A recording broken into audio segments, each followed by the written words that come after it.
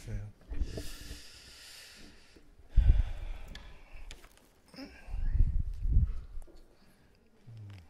오늘은 그 신명기 19장을 함께 보겠습니다.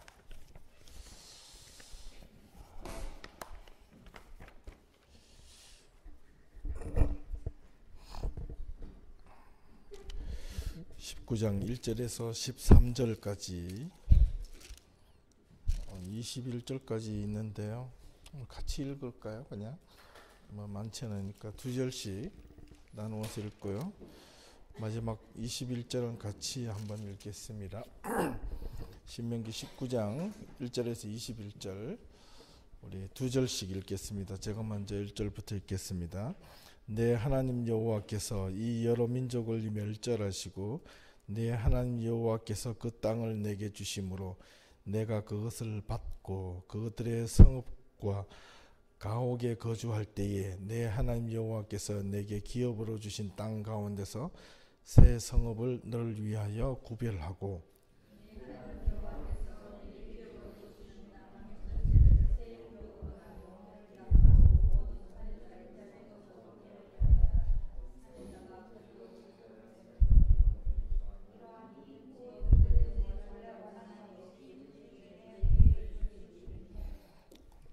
많지도 않은데 딱딱 맞춥시다.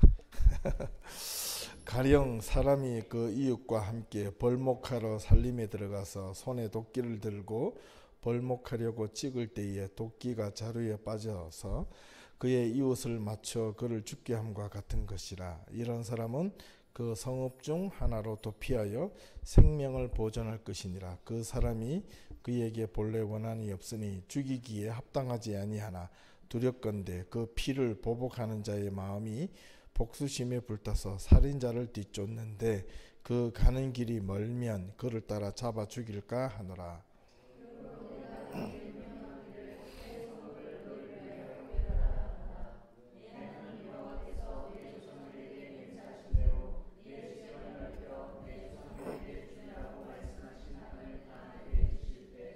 또 너희가 오늘 내가 너희에게 명하는 이 모든 명령을 지켜 행하여 내 하나님 여호와를 사랑하고 항상 그의 길로 행할 때에는 이 셋 외에 새 성읍을 더하여 내 하나님 여호와께서 내게 기업으로 주시는 땅에서 무죄한 피를 흘리지 말라. 이같이 하면 그의 피가 내게로 돌아가지 아니하리라.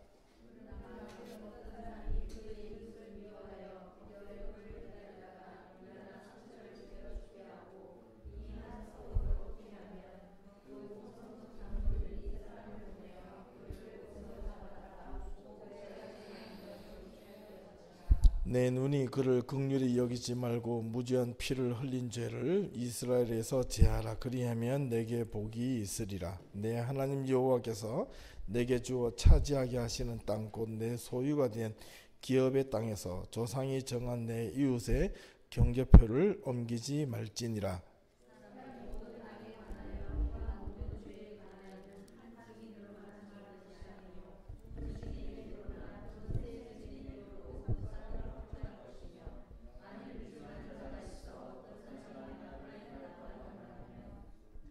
그 논쟁하는 쌍방이 같이 하나님 앞에 나아가 그 당시에 제사장과 재판장 앞에 설 것이요 재판장은 자세히 조사하여 그 증인이 거짓 증거하여 그 형제를 거짓으로 모함한 것이 판명되면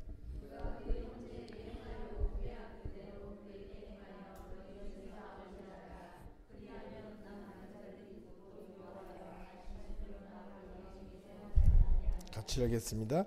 내 눈이 긍휼히 여기지 말라. 생명에는 생명으로, 눈에는 눈으로, 이에는 이로, 손에는 손으로, 발에는 발로이니라. 아멘. 19장인데요. 어떻게 보면 이게 오늘 어떤 말씀을 풀어갈까 크게 중요하지 않은 것 같은데 상당히 중요한 내용이 들어 있습니다. 오늘 19장에는 크게 세 가지 주제로 구분을 지을 수 있는데요. 하나는 1절부터 13절까지 이스라엘 백성들이 도피성에 관련된 내용이 있고요. 14절 한 절은 이웃의 경계표를 옮기지 말라. 이제 이렇게 해석이 되고 15절에서 21절까지는 사람들 앞에 증인할 때에 재판장이나 다른 사람들 앞에 증인자로 설 때에 반드시 두세 사람 이상의 증인을 꼭 두게 하되 그 사람이 만약 잘못 증인하면 그것이 발각이 되면 용서하지 말고 거짓 증언한 것에 대한 대가를 반드시 치르게 하라 이런 내용으로 적혀져 있습니다.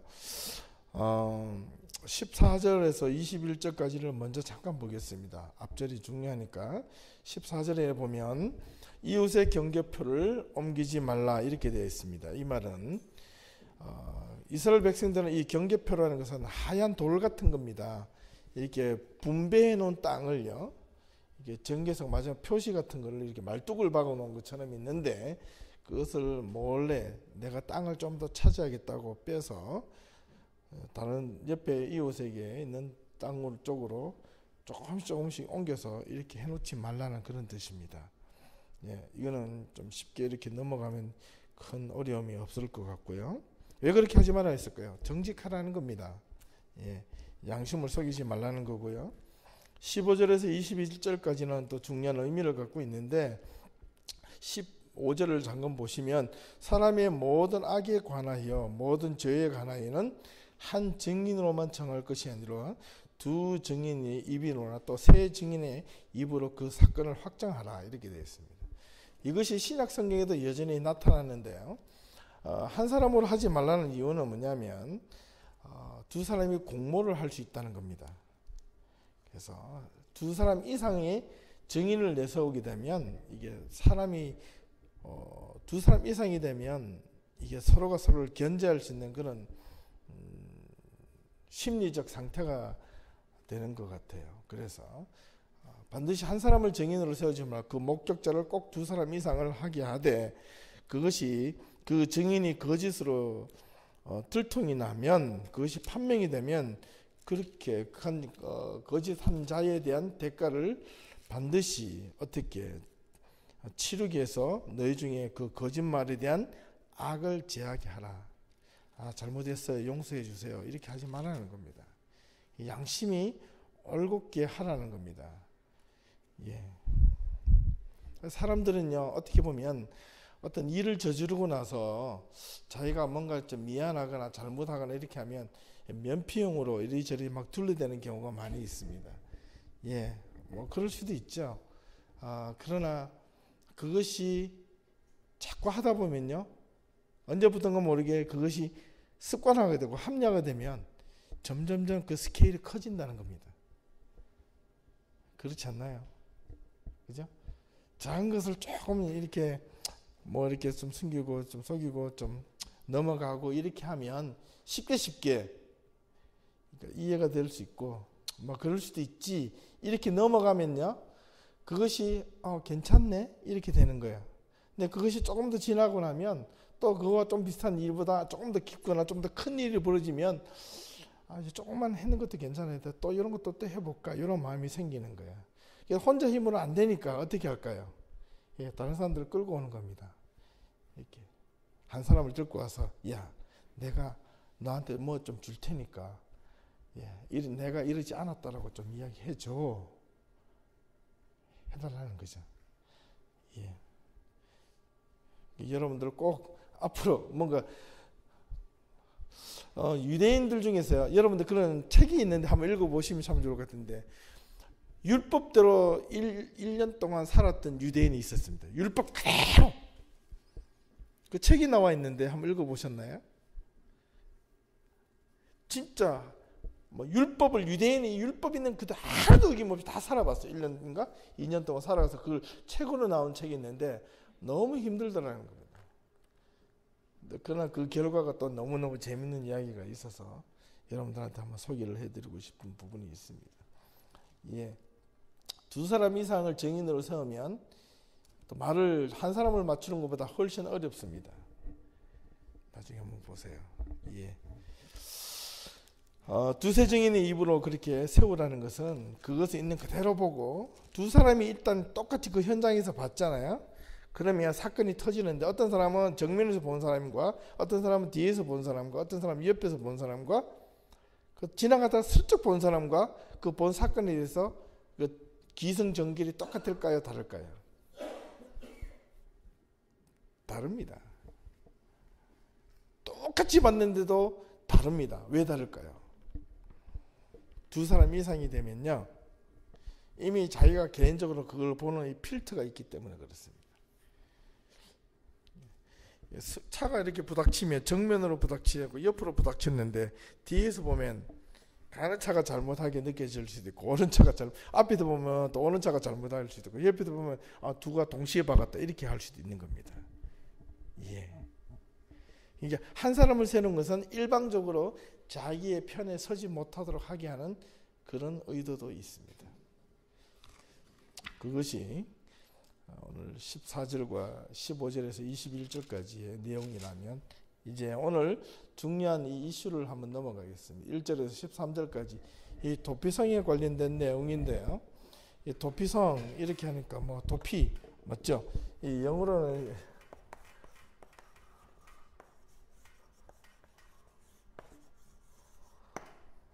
refuge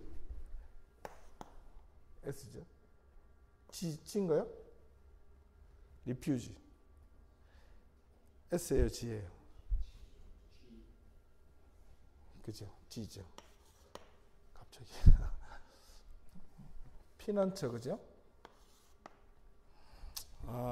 이 도피성이란 이 단어의 히브리에서 어근은 누구누구를 수용하다, 이게 품다, 안아주다. 근데 그 조건과 상황을 전혀 보지 않고 품어주다, 수용하다는 뜻을 갖고 있습니다. 그게 도피성의 의미였고요. 오늘 제가 여러 가지 이야기를 우리 그 팀장님들한테는 보겠는데 핵심은 딱 한 가지입니다. 간단하게 오늘 설명을 하고 토론을 좀 많이 했으면 좋을 것 같아서 좀 넘어가도록 해보겠습니다. 이 도피성, 그죠? 이 도피성에는요, 이스라엘 백성들이 지도를 제가 뭐 갖고 오려고 그랬는데 깜빡해가지고 또 못 갖고 왔습니다. 이스라엘 백성들 땅이 이렇게 있다면 이게 지중해고요. 이렇게 시나이 반도로 해서 이스라엘 백성들이 이렇게 들어가잖아요. 이제 가나안 땅으로 들어가기 모압 평지 여기인데 이게 동쪽에서 세 지파가 남고 건너편에 가서 므낫세, 갓, 그 다음에 아세, 루벤 이렇게 해가지고 세 개 지파가 반 지파씩 남고 반 지파가 또 넘어가서 이게 12지파가 남는데 지금 모세가 너희들을 요단 가나안으로 들어가거든 했을 때는 일단 이 요단강의 서쪽을 의미하는 겁니다. 동쪽에도 남아있는 사람이 있었고 이 도피성은 처음에는 세 개라고 했을 때는 이 세 개는 요단강 서쪽을 의미합니다. 그러다가 동쪽에다가 거기다가 세 개를 더해서라고 했을 때는 동쪽을 의미하고요. 그래서 총 도피성은 6개가 이스라엘 12지파들이 살고 있는 지역에 나누어져 있습니다. 제가 지도를 한번 가져왔어야 되는데 이걸 못 가져왔어요. 도피성이 주로 이렇게 모여져 있습니다. 이렇게 남쪽에는 헤브론, 그 다음에 북쪽에 이렇게 길랄, 라모디 6개. 주로 이제 여러분들 혹시나 그 도피성이라고 해서 한번 찾아보시면 이렇게 나오는데 제가 6개 다 설명을 드릴 수 있지만은 대략 이 도피성이 이스라엘 백성들이 지리적으로 볼 때는요 아주 한쪽으로 약간 몰려있는 듯한 느낌이 있어요. 동쪽에는. 그러나 그 이유가 있습니다. 도피성은 어디서 어떻게 만들어졌냐면 가나안 땅이 대부분 동쪽이든 서쪽이든 이렇게 넓게 분포가 되어 있지만은 도피성은요 주로 이스라엘 백성들이 가장 많이 살고 있는 자리를 중심으로 해서 만들어 놓았다는 사실입니다. 그래서 여기 세 개면 이 밑에까지 올라올 수 없잖아요. 그럼 이 이스라엘 백성들이 살고 있지만은 이 주변에가 이 밑에보다 더 많이 살고 있다는 그런 뜻이 됩니다. 예, 그렇게 이해하시면 틀림이 없고요. 그래서 이스라엘 백성들이 그 도피성 6개를 만들어 놨는데 참 저는 놀라운 것이 하나 발견됩니다. 성경에는 그런 내용이 있는데 역사 고고 찾아보면 첫 번째 도피성은요, 어떻게 이스라엘 백성들이 살고 있는 지역에서 직선 거리로요 약 30마일, 약 48km 정도 안에 항상 있어야 된다고 기록이 되어 있습니다. 그렇다면 이 30마일 48km는 뭐냐면 장정이 열심히 뛰어가지고 하루 만에 갈 수 있는 거리입니다. 근데 성경이 도피성을 왜 만들어졌느냐, 이 말은 내가 성경에도 있다시피 부지불식 중에 내가 의도하지 않은 상황에서 남을 해하거나 혹시 죽일 일이 있을 때, 갑자기 죽였을 때, 내가 뜻하지 않는 어떤 불의의 사고를 저질렀을 때, 그것을 그렇게 저지르면 어떻게 됩니까? 내가 남을 갑자기 누가 A라는 사람을 그냥 잘못해서 갑자기 죽였어요. 그러면 이 사람은 어떻게 됩니까? 지금 당황합니다. 놀랍죠? 어떻게 됩니까? 잡혀야죠. 경찰서 가가지고 조사도 받아야 되고 뭐 재판도 받아야 되는데, 이 당시는 그런 시스템이 없었다는 겁니다. 경찰이 있는 것도 아니고. 그래가지고 어떻게 하느냐면 죽였을 때 그 순간 가만히 놔두고 한쪽을 향해서 뛰어야 됩니다. 어디로 뛸까요? 도피성으로 뛰는 겁니다.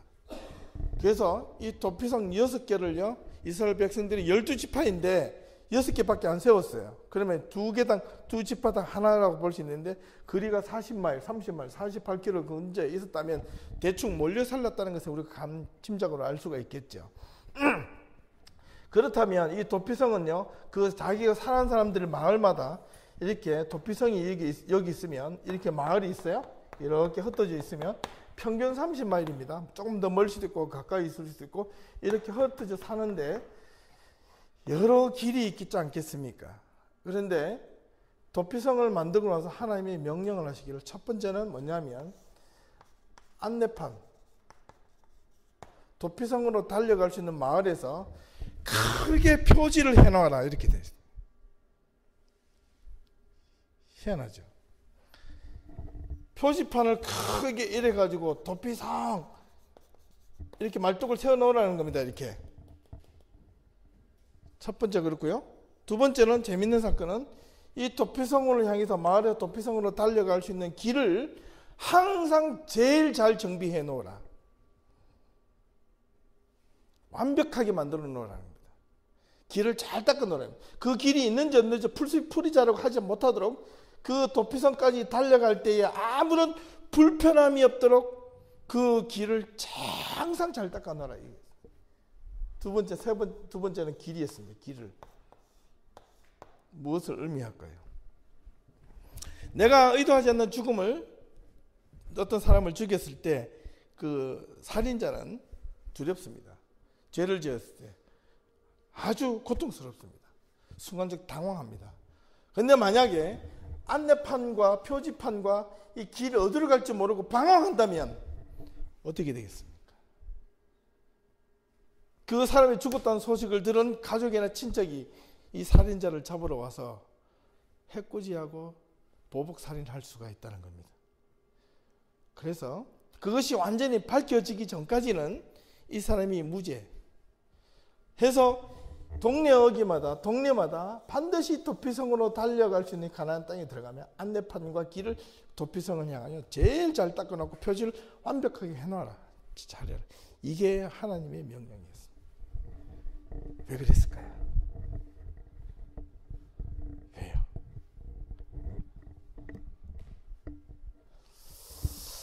그 다음에 또 하나는요, 이 도피성에 대한 의미는 또 놀라운 것이 하나 있습니다. 사람들이 일이 내가 잘못을 저질러서 죄를 지으면 순간 하던 일을 동시에 딱 놓고 앞뒤 돌아보지 말고 어디로 뛰어야 된다 그랬어요? 도피성으로 뛰어야 된다 그랬어요. 하루 종일 아무것도 생각하지 않고 모든 그 중압감과 강박관념을 안고 무조건 뛰는 겁니다. 뛰어가 어디로? 도피성으로 들어갑니다. 도피성으로 들어가면 일단 살았어요. 무조건 삽니다. 무조건 사는데, 근데 생각해 보십시오. 내가 순간적으로 사람을 딱 죽여서 사람이 막 도망가고 있는데, 여보 전화 셀폰도 할 수도 없고 편지를 보낼 수도 없고 집에 갖다 드릴 수도 없습니다. 그 순간 도피성으로 들어가는 순간 두 가지 의미가 있어요. 안전한 거처가 될 수도 있는 반면에 또 하나의 의미는 뭐냐니까 여기는 평생 감옥소가 되는 겁니다. 만약에 그 도피성에서 내가 이제 한 5년 10년 지났다고 이제 가족들 없겠지라고 문을 나서는 순간 거기서 5년 10년 동안 기다렸던 가족이나 그 살인 죽은 자의 가족이나 친척이 기다렸다 그 사람 나오길 기다렸다가 잡아서 죽일 수도 있습니다. 그것이 두려워서 평생 나오지 못합니다. 근데 성경에 보면 이 도피성에 관련된 이야기는요, 민수기 35장과 여호수아 20장에 동일하게 나오는데, 이 내용을 함께 종합해서 보면 어디에 있냐면 민수기 35장에 보면 이 도피성 안에서 이 살인자가 무죄 판결을 받을 수 있는 기회가 있습니다. 도피성 밖으로 나올 수 있는 기회가 있어요. 언제냐면 도피성 안에 있는 대제사장이 내가 죄를 지어서 도피성으로 들어갈 당시 그 순간에 대제사장이 죽으면 이 살인자는 그 순간 그 죄가 사해져서요 자유롭게 방면을 해서 자유롭게 나올 수가 있습니다. 그래서 전설에 의하면 이 도피성에 얼마나 많은 범죄자들이 또 살인자들이 의도하지 않는 살인자들이 많이 들어와 있을까요? 그래서 이 사람들은 들어오는 순간 누구를 위해서 기도할까요? 하나님, 대제사장을 빨리 죽여주시옵소서. 그렇겠죠. 그래서 전설에 의하면 이 대제사장의 어머니들은요, 이 살인자를 아주 극진하게 대접을 했답니다. 아주 잘했답니다. 아주 대접을 잘하고 아주 잘 섬겨주고. 왜? 그 살인자가 좋아서 대접해 준 게 아니라 자기 아들 대제사장이 오래 살도록 하기 위해서 그 살인자들에게 융숭하게 대접을 해줬다는 이야기가 있습니다. 자, 이상하지 않아요? 왜 대제사장이 죽어야만 이스라엘 백성 그 살인자가 도피성에 나와도 죄가 없이 방면이 될까요? 그죠? 오늘 이게 좀 키워드인데요.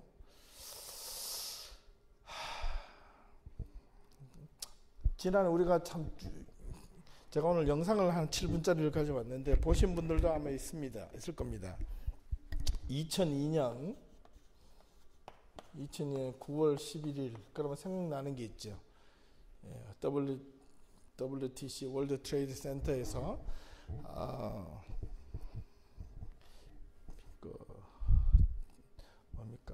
극우 텔레반이 자살 비행기 테러 사건이 있고 난 뒤에 딱 일주일 뒤에 미국의 타임스퀘어의 근처에 있는 그 교회 목사님이 설교 중에 나왔던 이야기 메시지입니다.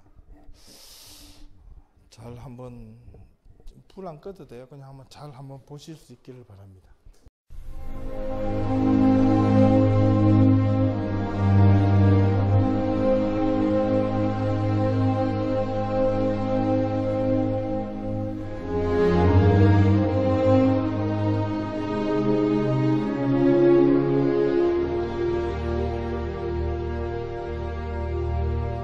Listen to me like you've never listened to me ever in your life. We have got to lay our lives down for the purposes of God. This is not a Sunday school picnic, the Church of Jesus Christ. This is not an invitation to have continuous good times. This is a war for the souls of men. Come out from among them. Run for your life. Because this is about your life. This is not just about an opposing theology or a conflicting viewpoint on Jesus. This is about your life.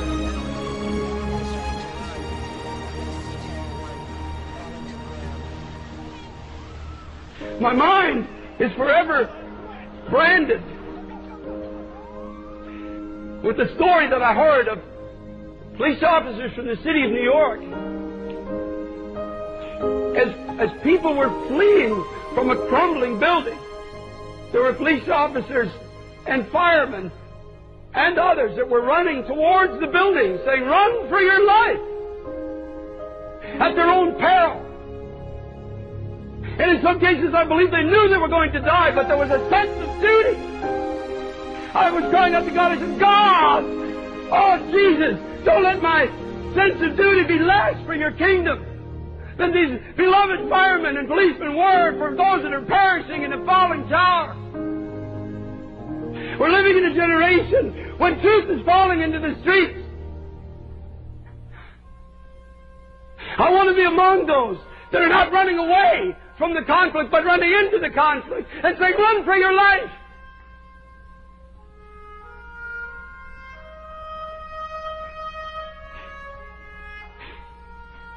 Run from gospels that focus only on success and prosperity. Run!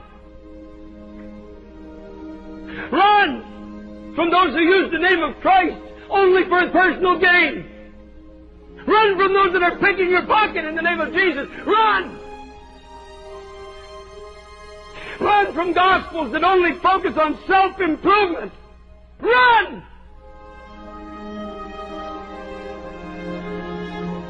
Run from churches where men and not Christ are glorified. Run! Run! Body of Christ, run! Get out! Don't touch the unclean thing. Run from churches in America and Canada where there is no Bible.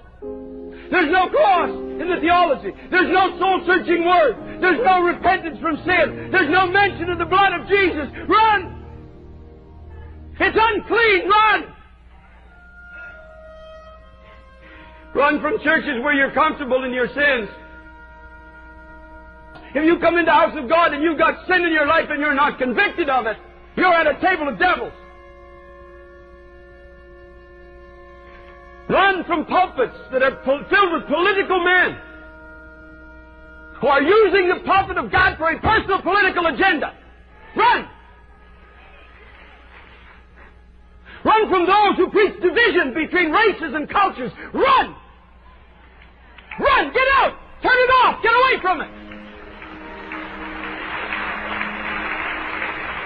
They know nothing of God. Run from ungodly, spasmodic movements and endless, empty prophesying. Beloved church, run for your life. Run from preachers that stand and tell stories and jokes. Run like you've never run before. Run! Run! Run!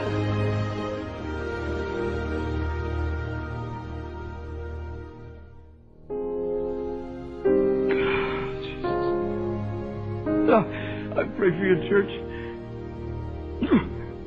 Almighty God, you deliver your bride. Oh God, don't let the heathen rule over your house.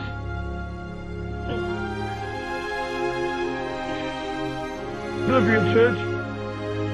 Oh God, deliver your ministry. Deliver those who have genuinely been called of you. God, deliver them. Oh God, in this last hour of time, help us to get back. I've poured out my heart. There's nothing more I can do, Lord.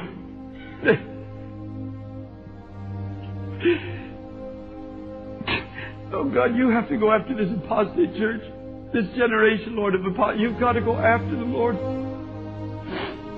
You've got to set your people free. All I can do is warn, but they've got to run. They've got to run.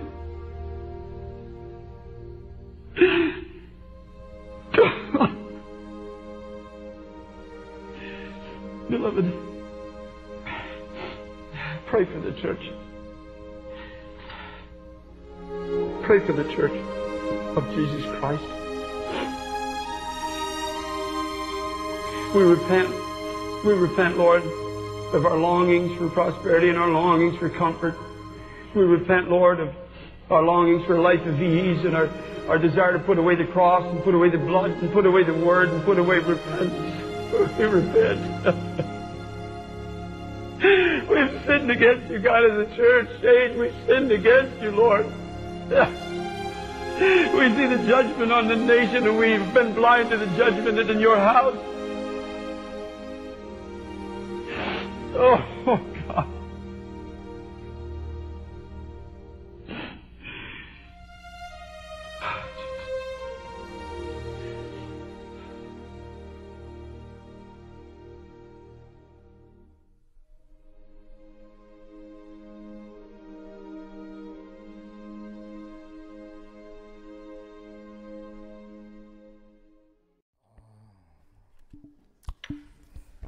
저는 이거를 참 많이 보는데요. 힘들고 어려울 때마다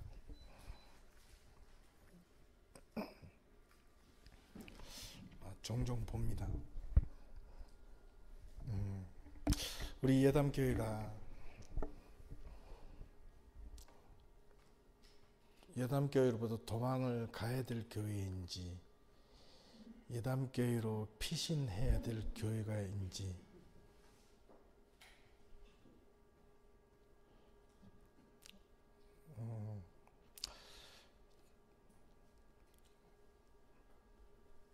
제가 여전히 부족한 목사이지만 여러분들에게 지난 4년을 돌아보면서 참 편안한 이야기를 잘 못했던 것 같아요. 그죠?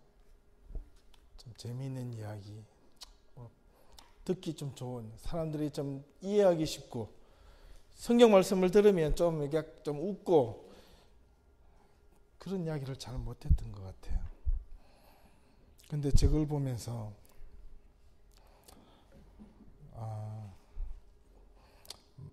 좀 많이 슬퍼했습니다. 왜냐하면 그렇구나, 세상이 참 많이 힘들구나, 세상이 참 많이 죄 가운데 빠져 있구나, 뿐만 아니라 교회가 점점 세속화되어 가고 있구나.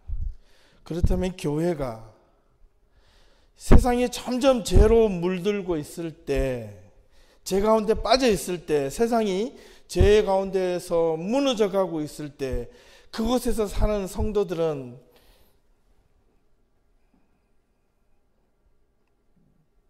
피할 곳이 있어야 되는데 그 피할 곳이 어딘가? 우리가 이 세상에 사는 동안 우리가 하나님의 말씀을 통하여 듣고 회개하고 하나님의 은혜로 기쁨을 찾고 용기와 힘을 얻을 수 있는 것은 어디인가? 세상인가? 직장인가? 가정인가? 남편인가? 아내인가? 자식인가? 그리고 내 사랑하는 남친, 여친인가? 아니라는 겁니다. 조금만 지나면 정말 우리가 피해야 되고 우리가 안식을 누려야 될, 사람들은 오늘 도피성을 보면서 첫 번째가 안전한 거처거든요. 이스라엘 백성들이 도피성을 만들어 놓고 그 가는 길에 표지판과 길을 항상 잘 닦아 놓으라 한 이유가 무엇이었겠습니까? 내가 세상 가운데서 죄를 짓는 순간 구원의 장소로 도망을 가라는 겁니다. 그 갈 수 있는 길을 항상 제일 잘 보이는 곳에 보여두게 만들어주고 열려지게 만들어라는 겁니다. 그래서 그 도피성이라고 쳐는 큰 안내판과 항상 누구든지 이 길만큼 달려가는 사람들은 그 길을 달려가는 순간 옆에서 막지 못하도록 하는 버릇도 있었습니다. 징계도 있었습니다. 막지 못하게 하고 갈수록 길도 비켜줘야 되고 그 사람이 살기 위해서 도망을 가는 겁니다. 전력을 다해서 도망갑니다. 저와 여러분들이 이 예담교회가 여러분들이 세상에서 힘들고 지쳐있을 때 절망 가운데 빠져있을 때 여러분 이 금요 예배 주일날 예배를 통해서 달려올 수 있기를 바랍니다. 달려오는 장소가 되어야 됩니다. 이 도피성에서 위안을 찾고 안식을 찾고 힘을 얻고 그런데 이 교회에 달려오는 것이 달려오는 순간 여러분 세상에서 보기에는 감옥소가 되는 것처럼 보입니다. 금요일날 주일날 오는 것이 좀 편안하게 놀 수 있고 쉴 수 있고 할 수 있는데 왜 주일날 금요일날 이렇게 여러분 소원대로 하도 그래가지고 이번 주 주일날 제가 설교 15분만 준비했습니다. 월드컵을 보자 해가지고 설교도 월드컵 설교를 합니다. 축구 설교만 할 거예요. 교회에 나오고 하나님의 말씀을 배우러 나오는 곳이 여러분 감옥사라고 생각하시면 여러분 인생 끝난 겁니다.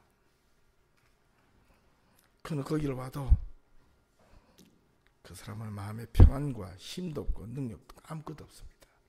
위로를 영원토록 못 받습니다. 여러분들이 지금 힘들고 있을 때 교회에 나올 때 가족에게 뭔가 문제가 있을 때 가족에게 내 인생의 깊은 고뇌의 문제를 털어놔도 속 시원히 해결이 됩니까? 안 됩니다. 우리 아내가 있지만 제가 아내하고 수십 번 이런 이야기해도 제 마음을 완벽하게 서로 아무리 수십 번 주고받아도 수많은 책들을 찾아보고 읽고 해봐도 제 마음을 이해해 주실 수 있는 이 세상의 사람은 한 사람도 없습니다. 누구밖에 없을까요? 보이지 않는 하나님. 하나님만이 우리에게 참된 카운슬러, 보혜사, 위로자가 되신다는 겁니다. 그곳으로 저와 여러분들이 마음이 힘든 것이 있을 때마다 무거운 짐이 있을 때마다 괴로움이 있을 때마다 여러분 그곳으로 달려오셔야 되는데 오늘 보였던 이 비디오처럼 교회로부터 도망을 나가는 교회가 그런 교회가 되어서는 안 된다는 겁니다. 이 교회에 들어오면 물질, 축복, 잘 산다, 좋다, 너 잘하네, 이거 뭐 일만 잘 되더라 그런 것이 교회만 되어서는 안 된다는 겁니다. 그럴 바에는 차라리 밖에 나가서 더 열심히 세상에서 열심히 사는 것이 훨씬 좋습니다. 우리 예담교회는 세상과 좀 거꾸로 가는 교회가 되었으면 정말 좋겠습니다. 좀 다른 삶을 살 수 있는 교회가 되었으면 좋겠어요. 청년들이 이렇게 많이 있는데 상대적으로 우리 청년들이 이 청년의 때에 20, 30대에 이런 사고를 갖지 않으면 내가 좀 더 지나면 아니요. 더 못 가집니다. 지금 그런 생각을 굳건하게 가지지 않으면 여러분 살아온 삶의 습관을 저는 감히 좀 죄송한 이야기인데 저도 이렇게 사람을 볼 수는 있어요. 이렇게 눈이 있습니다. 하도 사람을 상대하다 보니까 저 사람의 대충 행동이나 어떤 모습을 보면 살아온 삶의 배경을 대충 읽을 수가 있습니다. 그리고 무슨 일을 시켜보거나 어떤 이렇게 뭔가 대화를 해보면 대충 감을 잡습니다. 목사만 해도 벌써 10몇 년이 지났기 때문에 전도사까지 합치면 20몇 년이 지났습니다. 사람을 상대하는 일이라서 아주 높은 사람에서부터 낮은 사람까지 다 대해보면 이게 나도 모르게 탁 마치 점쟁이처럼 여러분 그 점쟁이 집에 가가지고 점쟁이 찾아오는 사람들요 일이 좋은 일이 있어서 찾아온 사람 별로 없죠. 똑같습니다. 교회들 가운데 목사님하고 전화 온 사람들 다 문제 있어서 전화 옵니다. 기도 좀 해주세요 이런 거예요. 정말 기뻐서 전화 온 사람 많이 없어요. 기쁘면 자기 기분에 취해가지고 오는데 대부분은 문제가 있을 때마다 전화 오는데 문제 있어도 전화 오는 사람들도 많이 있습니다. 가장 중요한 것은 뭐냐? 그 사람의 성실도, 개인의 어떤 섬김. 이 교회가 점점 언제부턴가 모르게 이런 자본주의와 이 축복, 번영, 예수 믿으면 잘 될 수 있다는 이런 것들이 만연해졌습니다. 그렇지는 않아요. 예수 잘 믿다가 예수 바르게 잘 믿는 것이 아니라 예수 바르게 믿다가 어렵게 힘들게 순교했던 사람들이 많았거든요. 지금 여전히 많거든요.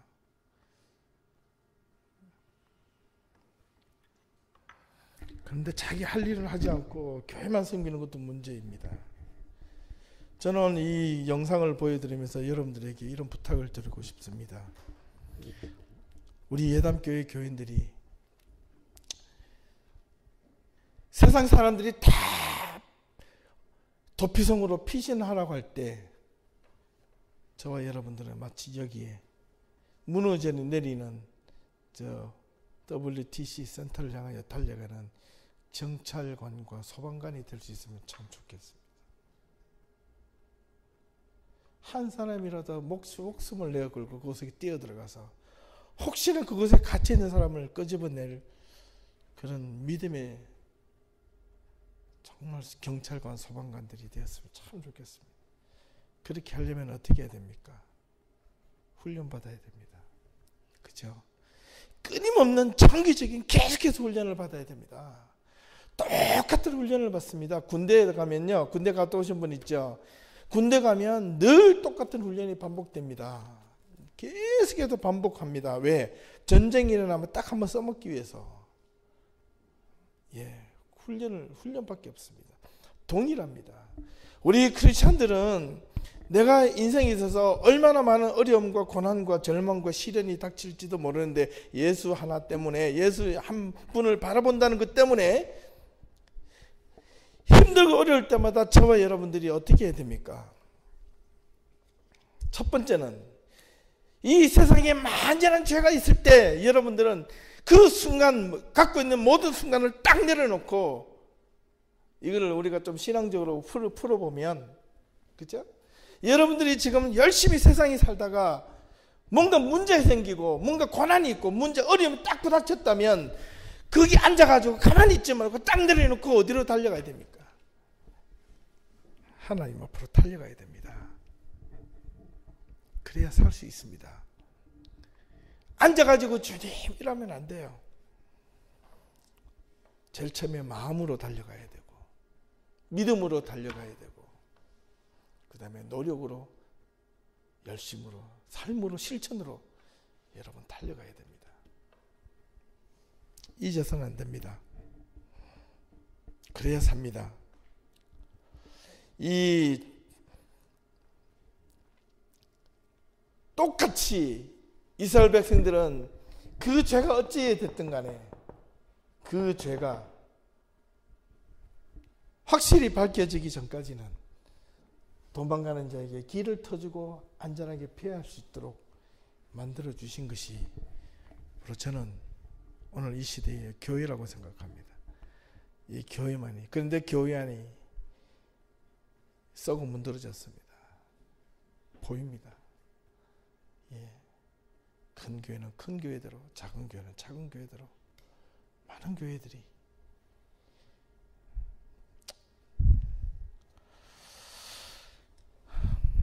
마지막으로 하나만 더 하겠습니다. 제가 다시 거꾸로 돌아와서 왜 도피성으로 들어가는 이 사건 속에서 이 사람이 살아나올 수 있는 유일한 방법은 이 안에 있는 대제사장이 죽어야만 무죄 방면으로 살아나올 수 있었을까요?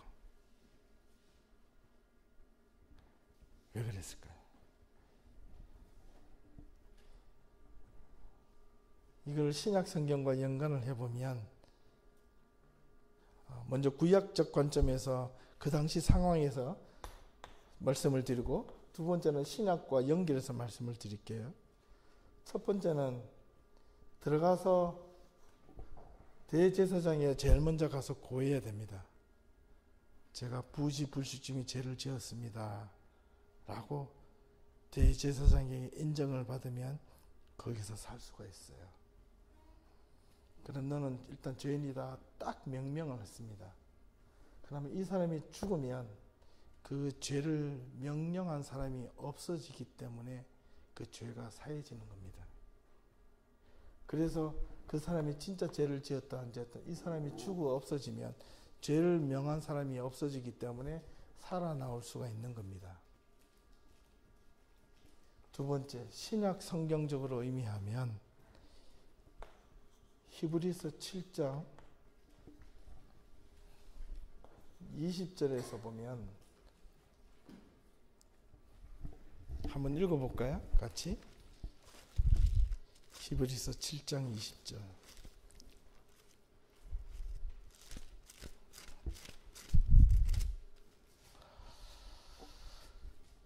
제가 읽겠습니다. 또 예수께서 제사장이 되신 것은 맹세 없이 된 것이 아니니 그들은 맹세 없이 제사장이 되었을 때 오직 예수는 자기에게 말씀하신 이로 말미암아 맹세로 되신 것이라. 주께서 맹세하시고 뉘우치지 아니하시리니 내가 영원히 제사장이라 하셨도다. 이와 같이 예수는 더 좋은 언약의 보증이 되셨느니라. 제사장 된 그들의 수요가 많은 것은 죽음으로 말미암아 항상 잊지 못함이로되 예수는 영원히 계심으로 그 제사장 직분도 갈리지 아니하느니라. 그러므로 자기를 힘입어 하나님께 나아가는 자들을 온전히 구원하실 수 있으니 이는 그가 항상 살아계셔서 그들을 위하여 간구하심이라.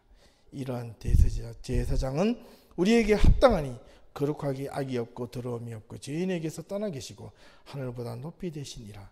그는 저 대제사장들이 먼저 자기 죄를 위하고 그 다음에 백성의 죄를 위하여 날마다 제사 드리는 것 같이 할 필요가 없으니 이는 그가 단번에 자기를 들여 이루셨음이니라.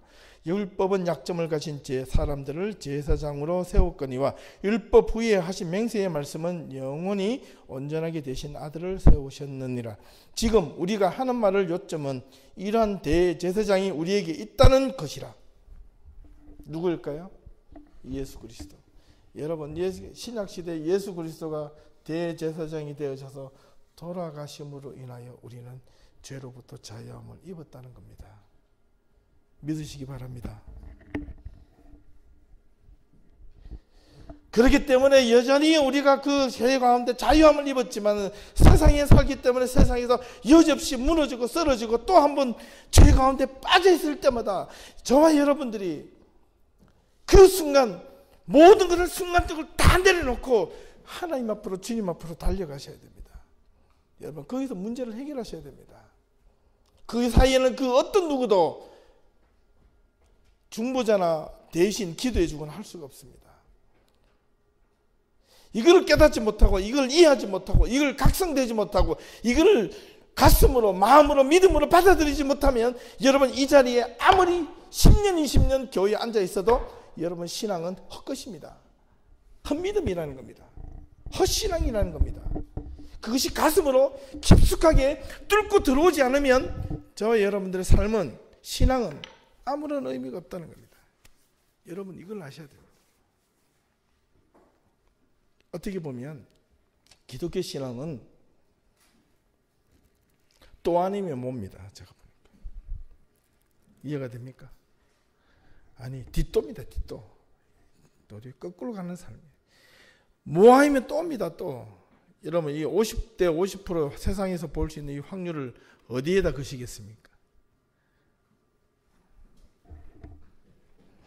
그래서 사람들은 대충 거는 거예요. 예, 마치 우리가 자동차 보험을 넣어놓듯이 그렇게 거는 겁니다. 신앙은 보험이 아닙니다. 분명하게 아셔야 됩니다.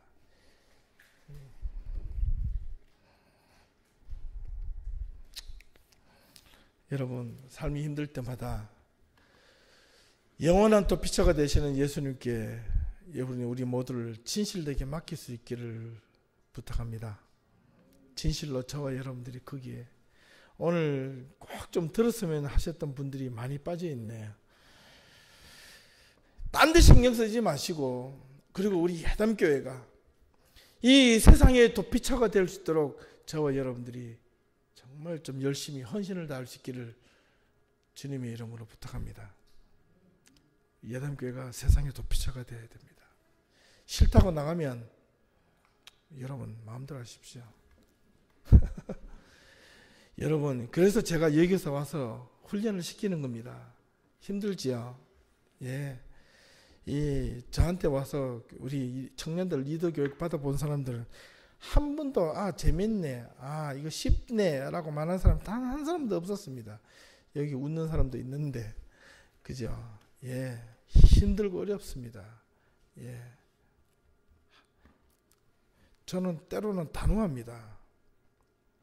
어렵습니다. 고통스럽습니다.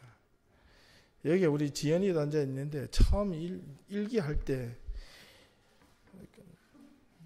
몰라가지고 쩔쩔맸습니다. 다 못하면 와가지고 목사님 다 못했어요. 어떻게 해요? 이렇게 하고 아파가지고 열이 40도까지 펄펄 끓는데 와가지고 앉아 있어요. 그걸 보는 거죠. 그걸 위해서 키우는 거죠. 그게 지식을 좀 더 많이 해서 뭘 하겠습니까? 내가 그 내용을 좀 더 많이 알아서 뭘 하겠습니까? 요즘 한국에서 유행하는 말이 국가 기조라는 말인데, 저는요, 그 사람들 국가 기조 말하기보다 그 사람 정신 기조부터 시켜야 됩니다. 여러분, 신앙을 올바르게 가지려면, 여러분 삶을 올바르게 가지려면, 여러분 정신부터 바꾸면 삶은 저절로 바뀝니다. 또 한마디 더 해야 되겠다. 마지막으로. 대부분이기 때문에 테니스를 또 가르치면 자기 생각이 꽉 있는 사람은요 절대로 안 바뀌어집니다. 아시겠어요? 압니다. 보면 이제 압니다. 제가 테니스 배우러 나온 사람들한테 저한테 잔소리 안 들은 사람 한 사람도 없습니다. 얼굴 보면 또 표가 나요.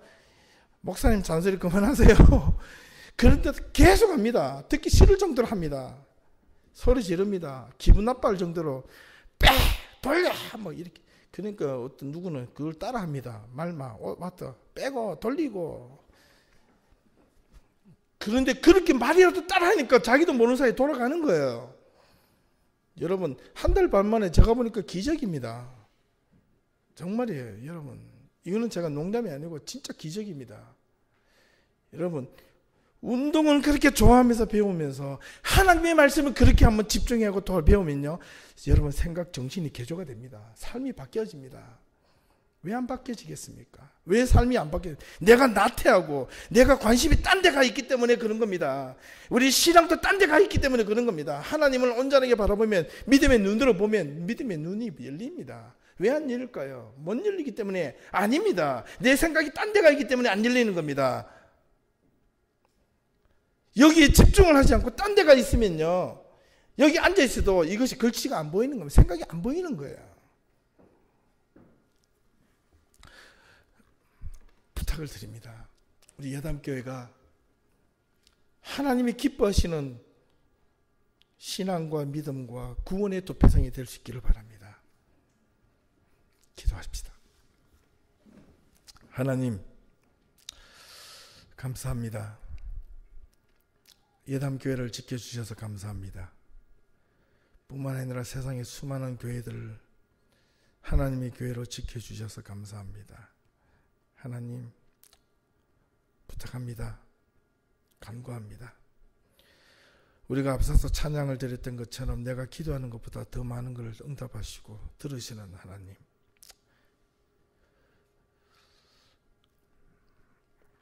내가 말로 표현하지 못해도 하나님 그 중심에 살아서 역사하시는 하나님, 하나님이 살아서 역사하신다는 것을 우리가 깨닫지도 못하면서 하나님이 없다 있다 쉽게 말하는 자가 되지 않도록 도와주시옵소서. 아버지 하나님, 우리 예담교회를 정말 하나님이 원하시는 믿음의 도피성이 되기를 소망합니다.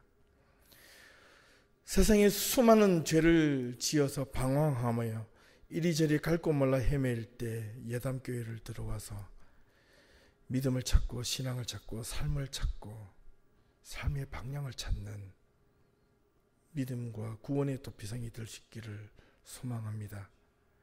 하나님, 이 교회를 온전하게 세워주시옵소서.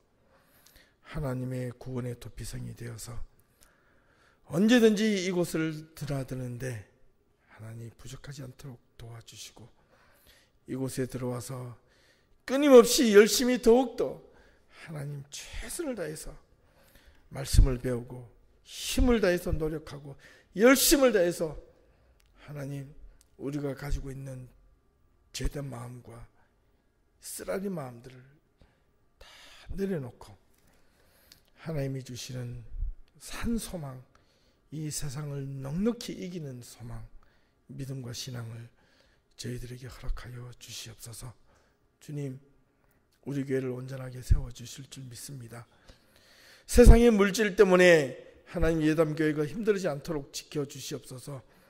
하나님, 세상에 필요한 것들 때문에 예담교회가 하나님 흐트러지지 않도록 정신 바짝 차리고 주님 앞에 말씀으로 집중하고 깨닫는 자들이 되게 인도하여 주시옵소서. 하나님의 힘으로 하나님의 말씀으로 훈련받는데 하나님 힘들고 어려울지라도 끝까지 포기하지 않는 우리 믿음의 성도들이 다 될 수 있도록 도와주시옵소서. 예수님의 이름으로 기도합니다.